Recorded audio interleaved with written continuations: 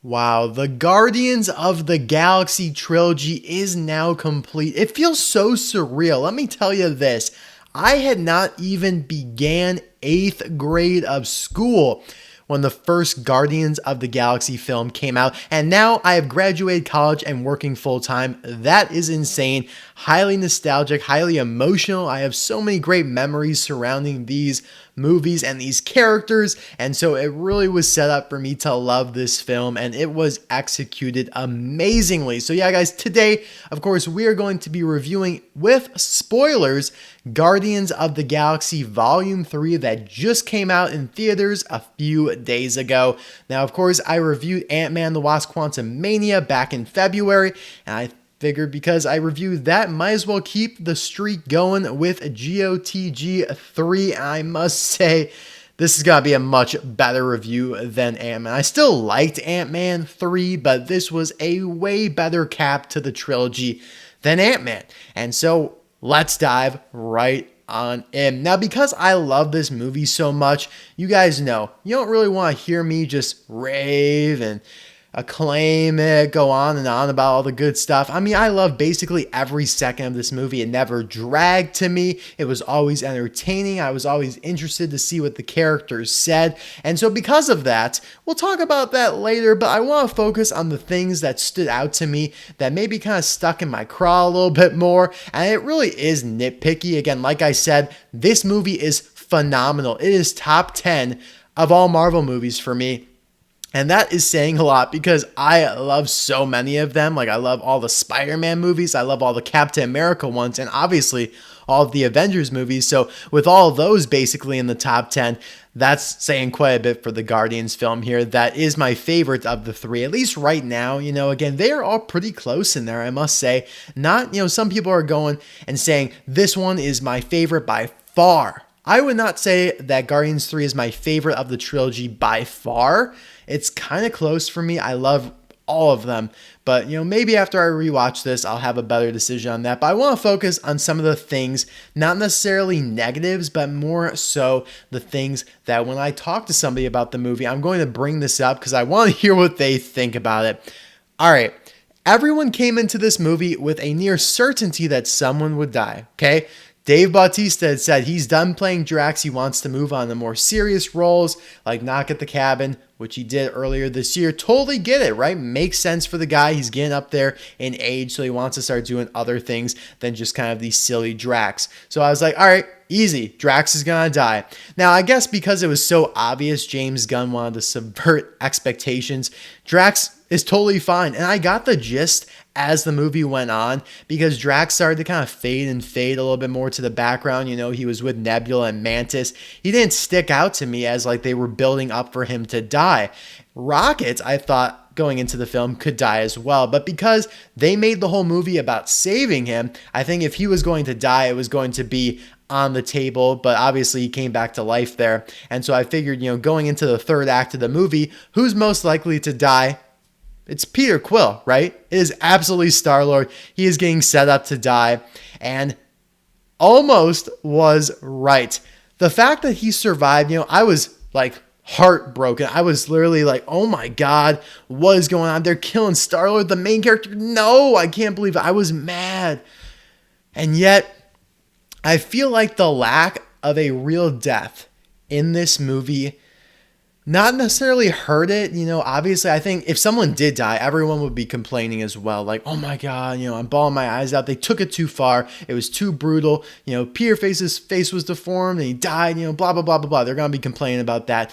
But on the flip side of that, I just feel like if someone did die, there would have been just an insane emotional impact. Not to say that it didn't already have that impact, but I feel like it really would have had a poignant ending. Now, let me share with you this. As Peter Quill is drifting out into space there, everyone thinks he's dying, he's freezing up, his face is getting deformed, and then you see a hand come into the shot. Now, they frame this like the creation of Adam by Michelangelo, a famous painting, religious painting from long, long ago. I mean, it's exactly like that. And obviously, Adam, Warlock, creation of Adam. It's a direct reference to that. But at first, you only see like Adam's finger entering the shot. Okay, obviously I don't have these screenshots to put on the screen, but you guys need to know what I'm talking about. You didn't know immediately whose hand that was. Now, right away, I thought that's Gamora. Not because she was saving him or trying to save him, but because she also didn't make it. She also died. I thought because I hadn't seen her in the little bay there where they were all unloading, I didn't notice her get off the ship or whatever that was. So I figured, man, they both died, and they're zooming out, they're panning out right now to show both of them floating in space, aimlessly freezing right now. As a great end to the trilogy, as sad as it would be, they're dying together, even though they are not necessarily romantically involved anymore. I thought that is such a poetic way to end this franchise. The two main characters of the franchise, although altered, Gamora, not exactly the same anymore, dying in the same way. Also as a callback to the first movie when Quill saves her from floating in space, and also to when Yondu saved Quill from floating in space in the second one. But lo and behold, obviously it was Adam Warlock. I am not 100% sold on the choice of him being the guy to save him. I liked Adam a lot in this movie. A lot of people are saying he's a wasted character, blah, blah, blah.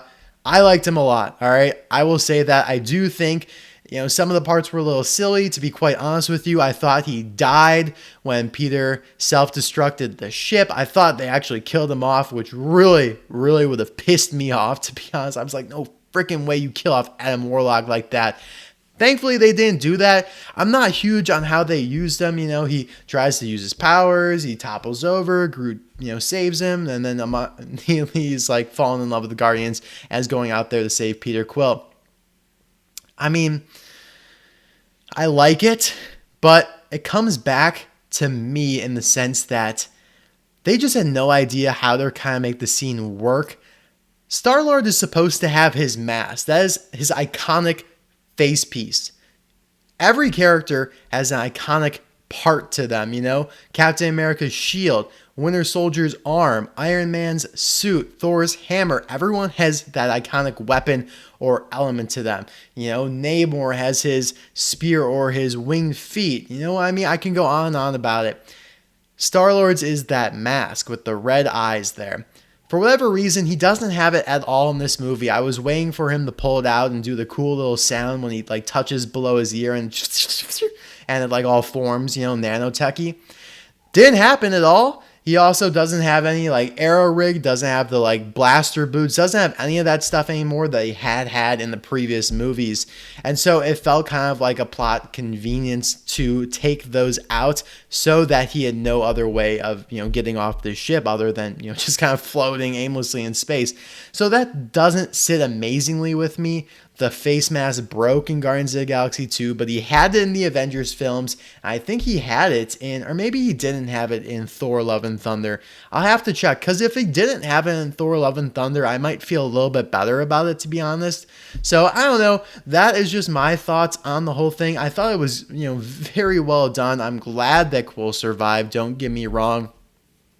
However, because he did survive, it made the deforming of his face a very odd inclusion. They focus in on when his cheek just busts open, and it's just unnecessary, I think, because he did survive. And also, when he was taken back by Adam, I was like, okay, his face is still deformed.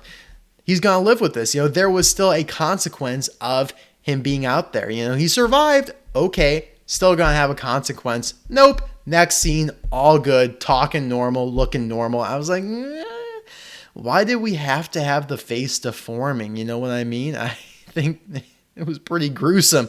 It was really gruesome. The person I was in the theater with looked back at me at what the hell are they doing? That's awful. That's chilling, right? And it didn't happen to Gamora or Yondu, and they seem to be out in space longer. I mean, obviously we don't see all of it with Yondu, but Gamora was out there for quite some time until Quill put his mask on her. See, it always goes back to the mask. That was a big thing in the first movie. Yeah, Guardians 3. Quill doesn't need that no more. I don't know, maybe he got drunk and because he clearly was getting drunk. Maybe he got drunk and lost it or broke it or smashed it because he was mad. But hey, that is something that they could have included, in my opinion. So yeah, all in all, love the ending. The music in that scene is perhaps one of the best scores in any Marvel movie. Just tremendous. And the movie or the music really made me think that it was Gamora, because the start of that like spike right when they show the finger, it could either go one of two ways. It can go in like a victorious way, which is what it did, like a relieving, victorious, celebratory way, or it could go in the like, and that is all, like the bump kind of way, like, oh my god, they both died, Gamora and Quill. Obviously, it went in the victorious way. But yeah, guys, just kind of my thoughts on it there. One more thing here. The High Evolutionary says he needs Rocket because he was the only creation to display the ability to create and exhibit high cognitive function with, solving of the issue that they had there. I don't know, the proteins, the nuclear bio, amino acid proteins. I don't know, whatever he came up with there. And yet, the High Evolutionary created the Sovereign, created Aisha, who created Adam Warlock. So, what? Didn't you create them and they are exhibiting high function and they're creating for themselves? Or does that not really count because Adam Warlock is just basically a spawn of them and not necessarily much of a creation? I'm not really sure. I need some more clarity on that.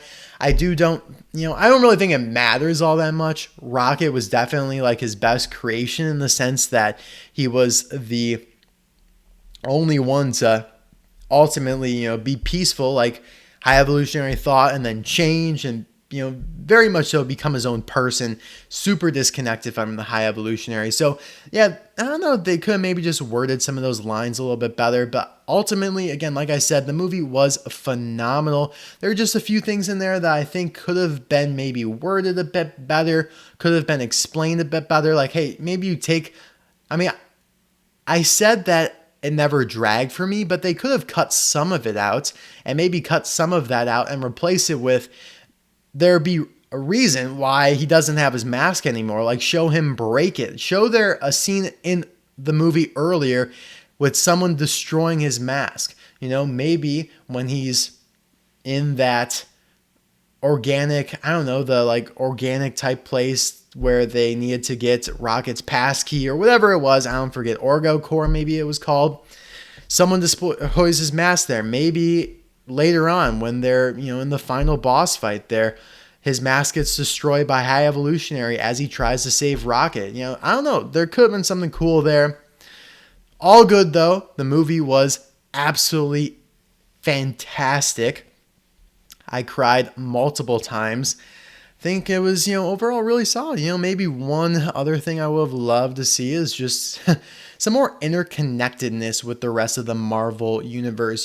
Seeing Thor, I think, would have been pretty cool. Now, obviously, that's a tall ask, but hey, the Guardians were in Thor 4. Thor could have been in Guardians. I think that would have been cool. I like the Thanos references. When Nebula said that this is worse than what Thanos did to me, that was cool.